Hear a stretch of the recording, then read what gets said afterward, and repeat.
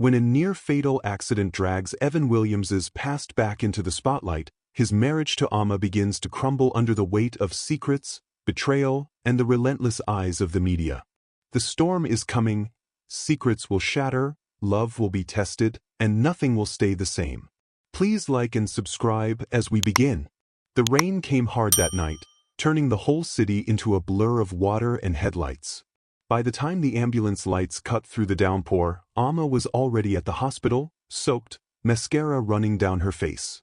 Inside, Evans was fighting for his life after a car accident that would expose everything Amma thought she knew about him. She stood under the hospital awning, heart hammering, mind spinning. Somewhere behind those walls, her husband, the man she thought she knew, was about to drag her into a scandal that would set the whole city talking. A nurse called her name. She followed, still shaking. She didn't know yet that her life was about to fall apart. The smell of antiseptic hit her as she walked through the hallway. Machines beeped, people whispered. Through the glass, she saw Evans, bandaged, pale, unconscious. For a second, she almost forgot the perfume on his shirts, the late-night calls, the fights. Almost. Amma had been ignoring the signs for years. Evans worked late, traveled often, made excuses. And she had believed him. Or maybe she wanted to. Her father's death left her with wealth, a legacy, and a husband who promised to take care of it all. Instead, Evans took control like it was his birthright, treating Amma like a signature he needed, not a partner. But there had always been someone watching. James, the driver. Quiet. Reliable. Invisible. He saw the hotel receipts, the perfume, the secret phone calls. He drove Evans everywhere and knew exactly where the man went when he wasn't home. James held it in until the night he couldn't anymore. One evening, after Evans stormed out for another meeting, James told Amma everything. Every hotel name. Every lie. Every late night with women who weren't her. He had proof too, photos, receipts, phone records. Evans wasn't just cheating, he was moving money, planning for a future without Amma in it. The confrontation was ugly. Amma tricked Evans into talking, into admitting things out loud. He laughed about her, about the money, even hinted she might have an accident if she caused trouble. But Amma had a recorder in her pocket. When the police arrived, Evans was arrested for fraud, threats, and enough financial crimes to bury him in court. Amma filed for divorce. The media had a field day. Photos of the once-perfect couple splashed everywhere. It should have ended there. But Evans still had his mistress, Nora, the woman Amma hadn't heard of until everything exploded. Then came the accident. On his way to see Nora one rainy night, Evans' car spun out, crushed under a truck. He almost died on the spot. And the person who saved him? Not a friend. Not the mistress. Not a bodyguard. It was Nora herself, the woman who had been living on the streets after Evans abandoned her years ago. She was the one who pulled him out of the wreck, called the ambulance, and disappeared before the cameras came. The media went crazy. A homeless woman saves a billionaire. Amma watched all of it unfold. Evans survived, but the story only grew messy. There were DNA tests, court hearings. Turns out, Nora had a child by Evans years ago, a child he never claimed. The scandal exploded again. By the time the divorce was finalized, Evans had lost almost everything: money, reputation, power. His mistress left when the money dried up. The company's shares were taken back by the board. The court ordered him to support Nora's child. Amma? She took over the foundation her father left behind, cleaned up the finances, and started funding schools and clinics. James, the driver who told her the truth, became her right-hand man. He helped rebuild everything Evans tried to ruin. Months later, Amma and James quietly married. No headlines. No drama. Just two people who had been through hell, finally finding peace. That rainy night had started with a crash and a secret. It ended with a legacy rebuilt, a family restored, and Evans alone with nothing but his regrets. Amma stood on her balcony one evening, looking out at the city lights. Everything had changed. But she was still standing. The court case had barely ended before the city moved on to the next scandal. But for Amma, the story wasn't over. Evans was out on bail, his face on every blog and TV screen. People whispered in offices, at salons, in bars. The billionaire who lost everything, they said. The perfect marriage? A lie. The power couple? Gone. Amma stayed silent. Let them talk. She had work to do. The foundation needed rebuilding. Evans had used it like his personal wallet for years. Amma called meetings, hired auditors, pushed out corrupt board members. The money that was left, what Evans hadn't stolen, she redirected to schools, clinics, and programs for kids like the one Nora had raised alone. James was there through it all. The man who used to drive her cars now handled her security, her travel, her schedules. He didn't talk much, but Amma noticed the way he moved, steady, loyal, dependable. He wasn't Evans. And maybe that was the point. Meanwhile, Evans lived like a ghost. The media showed him leaving court, thinner, quieter. His lawyers argued, appealed, begged for mercy, but the damage was done. The companies he once ran froze him out. His friends stopped taking calls. Even Belinda, the mistress after Nora, disappeared once the bank accounts emptied. But Nora stayed in the picture. The woman Evans abandoned years ago didn't want revenge. She wanted recognition, for her child, for the years she raised him alone while Evans pretended they didn't exist. The DNA test proved everything. Evans had a son. A boy with his eyes, his last name, his responsibility now stamped on legal papers. The court ordered child support, back pay, education funds. Evans hated it. The city loved it. One evening, after a long day at the foundation, Amma found James waiting by the car. "Everything's done," he said, handing her a file. "The school project starts next month." She nodded, exhausted but satisfied. The Henry Foundation, named after her father, was finally clean. No more missing funds. No more fake invoices. James opened the car door. For a second, their eyes met. Something unspoken passed between them. Two people who had survived the same storm, carrying scars but moving forward anyway. The press tried to spin rumors. Amma's new man, the headlines teased, showing blurry photos of her and James leaving meetings together. Amma ignored them. But slowly, people began to notice. James was always there, at board meetings, charity events, school openings. He wasn't flashy. He wasn't rich. But he was solid. And after Evans, solid felt like luxury. Evans, meanwhile, was unraveling. The mansion was gone. The cars sold. The clubs and parties he once ruled shut their doors on him. And the worst part? People stopped caring. The same city that once worshipped him now scrolled past his name like yesterday's news. He called Amma once. Asked for a meeting. She refused. Some things didn't need closure. Months passed. The foundation grew. The school project launched. Clinics opened in rural areas. Nora's son got a scholarship through one of the programs Amma funded. And one quiet Saturday afternoon, in a small ceremony with no press, no noise, no scandal, Amma married James. No designer dress. No flashing cameras. Just family, a few close friends, and a promise for something real this time. Evans didn't come. He was last seen leaving the city, his name barely a headline anymore. Some said he was broke. Others said he was starting over somewhere no one knew him. Amma didn't care. Her life had already moved on. One night, months later, rain returned to the city. Amma stood on her balcony, watching the streets glow under the downpour. James came up behind her, wrapping his arms around her waist. For the first time in a long time, she felt peace. The scandals, the betrayals, the noise, it was all behind her now. Ahead was work, love, and a legacy her father would have been proud of. The rain had stopped months ago, but Amma's life never really slowed down. The foundation had grown fast, too fast. There were endless meetings, government permits, school construction updates, clinics demanding medical supplies. But she liked it this way. Busy was better than broken. James handled most of the logistics now. He wasn't just the man who used to drive her cars anymore. He ran entire departments. People respected him. Contractors listened when he spoke. Amma watched him sometimes during meetings, calm, organized, steady. A man who didn't need the spotlight but somehow always kept things moving. It felt safe. And safety was something Amma hadn't felt in years.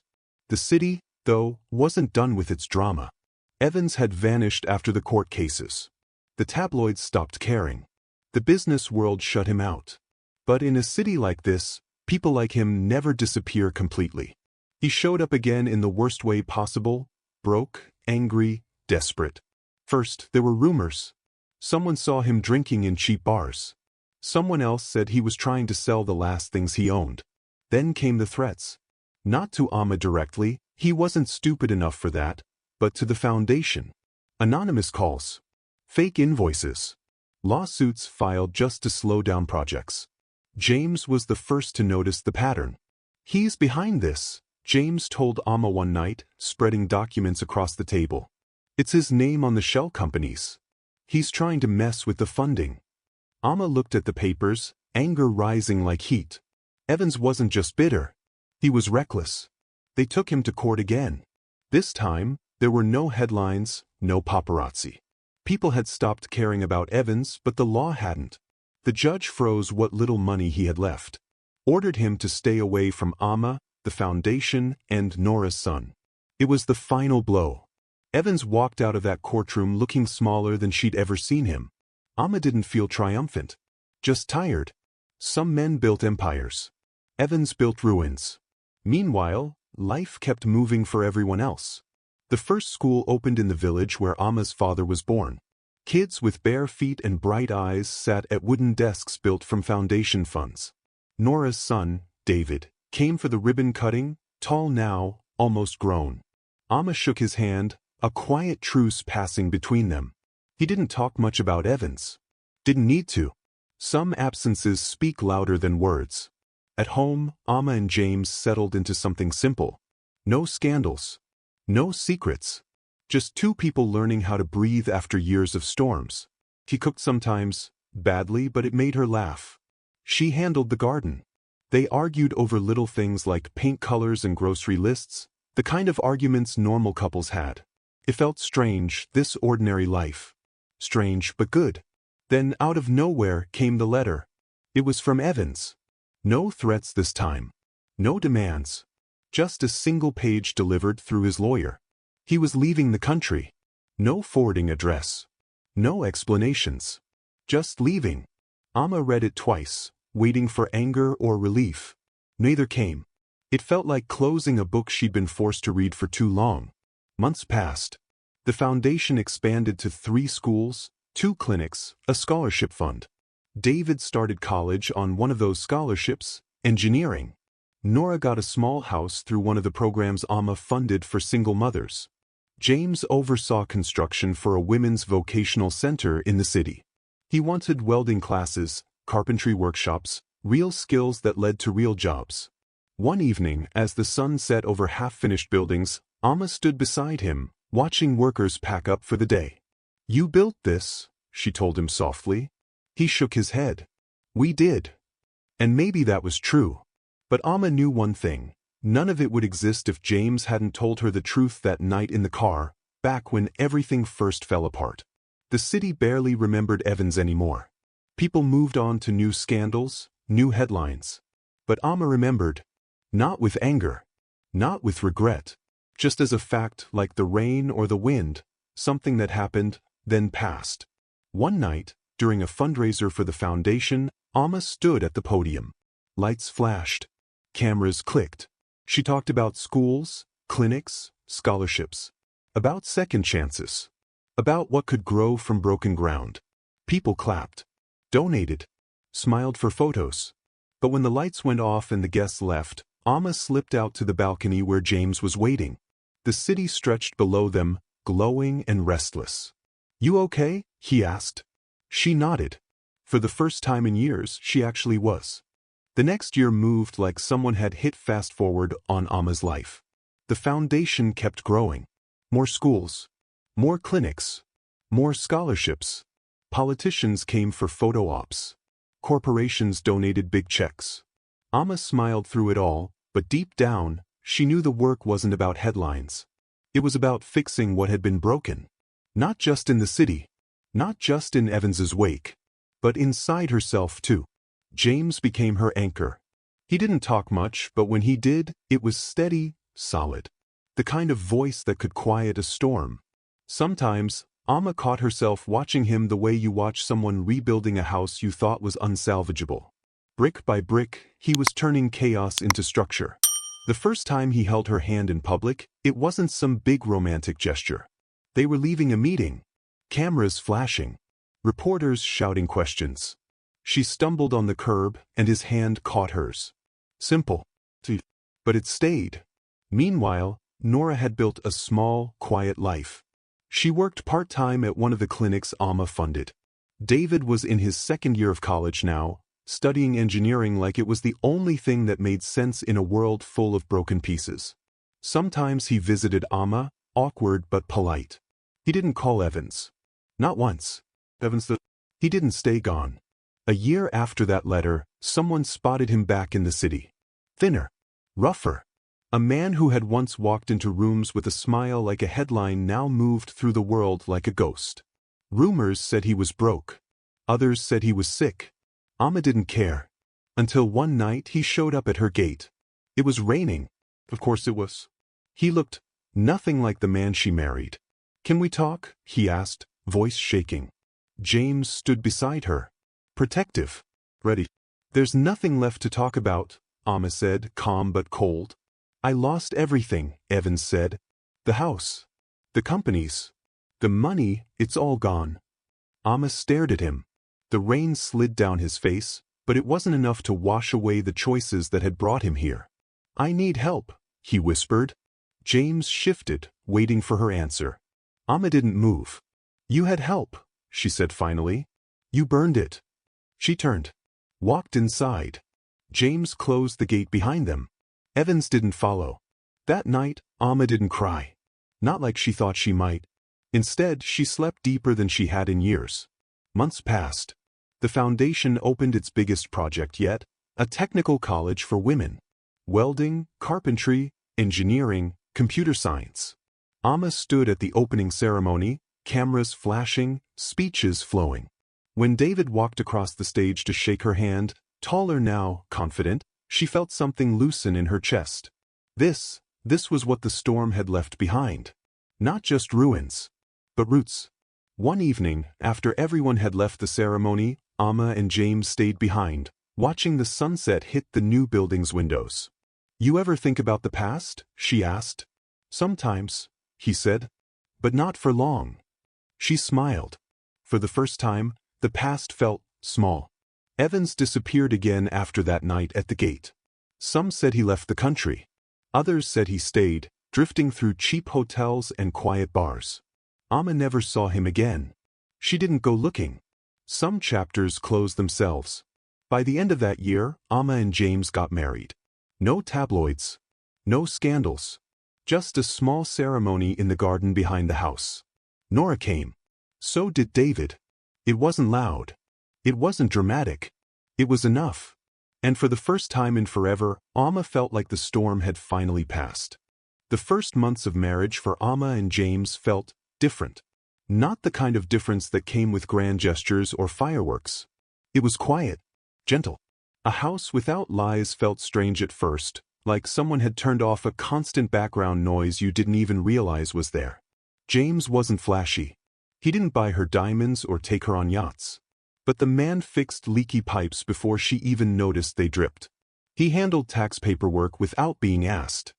He made tea in the mornings and brought it to her desk before she left for meetings. It wasn't romance the way the movies sold it. It was steadiness. And after the chaos with Evans, steadiness felt like luxury. The foundation grew bigger than Amma had ever imagined. One school turned into 5. 2 clinics turned into 6.